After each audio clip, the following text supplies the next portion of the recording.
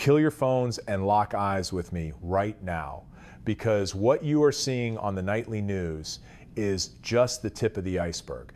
Mere breadcrumbs thrown by the media to distract you from the smell of cordite that is thick in the air.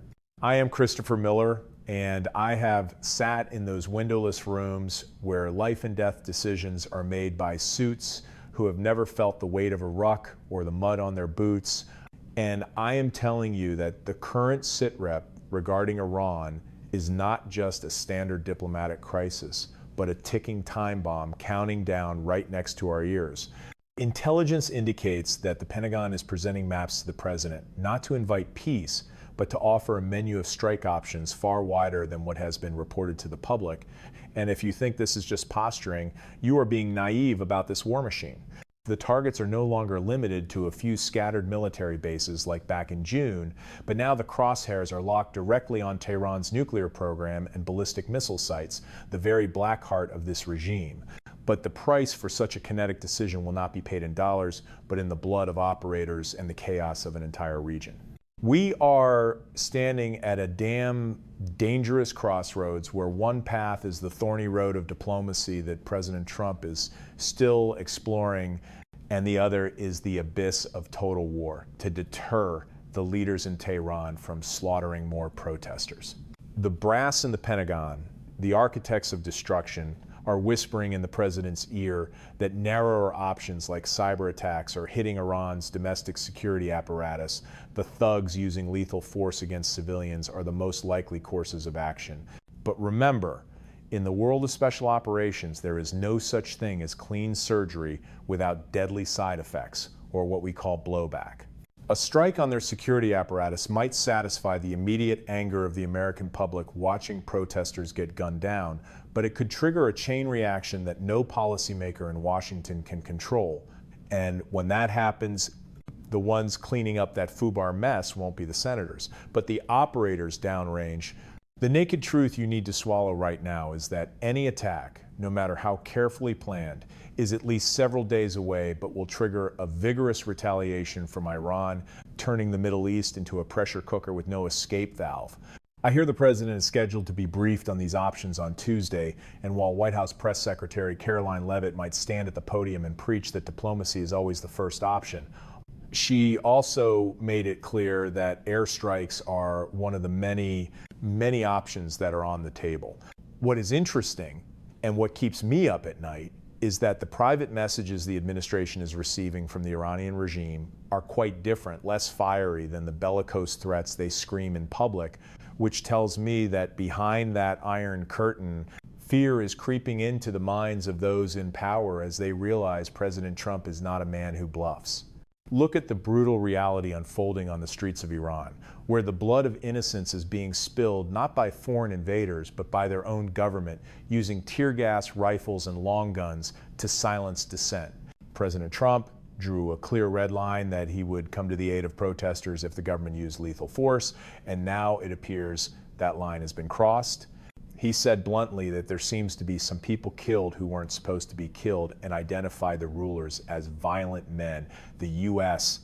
military is looking at this very seriously. And when a commander-in-chief writes that we are locked and loaded, that is not locker room talk. That is a cold warning from the top of the chain of command.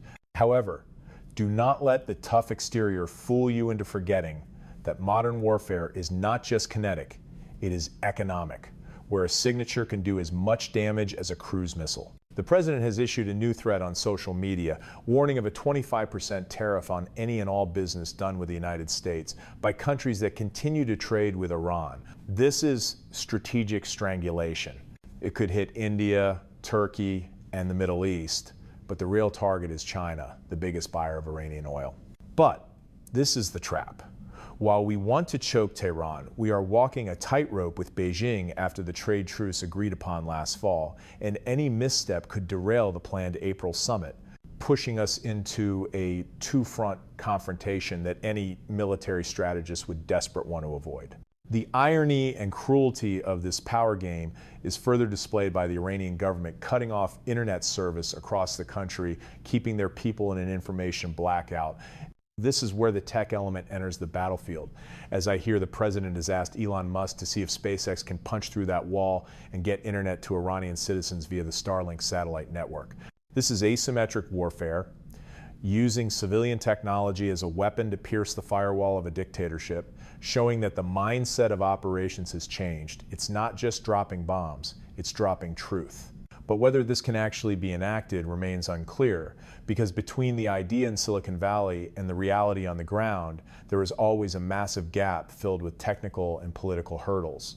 On the other side of the line, Iranian officials appear to be trying to cool their rhetoric, claiming they are ready to talk.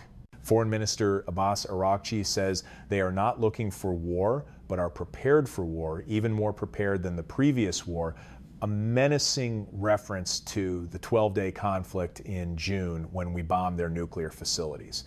They claim they are ready for negotiations with mutual respect, and that channels are open with Steve Witkoff. But in the dictionary of neocons and dictators, fair negotiations is just a luxury term used to buy time. Some American officials believe Iran is just trying to delay a U.S. attack rather than sincerely engaging. A stall tactic I have seen repeated from Baghdad to Kabul. The core issue is that no one, not even the sharpest intel analysts, truly knows what topics the Iranian government is willing to negotiate. The talks last spring collapsed, ending in airstrikes. And while Iran claims their nuclear program is civilian, American and Israeli officials fear it is for warheads. Iran has increased its uranium enrichment closer to weapons grade. Vali Nasser, a scholar on the region, argues that Iran is taking a pragmatic approach because they have less leverage now that their nuclear program has been at a standstill since the June war. Their objective is simple. They don't want war with the US, and they want us to leash Israel. Look deep into the internal situation of Iran right now, and you will see a regime shaking before the greatest moment of crisis it has faced in years, worse even than the 12-day war. Supreme Leader Khamenei and his allies are trying to quell mass protests that have spread across the country, born from dissatisfaction with the economy and a currency crisis. The protesters are calling for expansive changes, and the regime is terrified, intent on not giving up power. Security forces have killed scores of civilians, and this brutality provides the hawks in Washington the perfect moral pretext to push for a new military intervention. But I must warn you about the trap of intervening under the guise of sending a message. We have unclear legal justifications for such an attack, and while Marco Rubio and aides keep the president apprised, history teaches us that once the first round is fired, mission creep sets in. A strike might deter them momentarily, but it could also rally the Iranian people around the flag against an external enemy. We need to be smart. Real strength isn't just about how much ordnance we can drop. It's about having the discipline to prioritize our national interest. If Iran attacks our people or crosses the line, we strike, but we do it with a clear exit strategy, not to satisfy the political theater in Washington.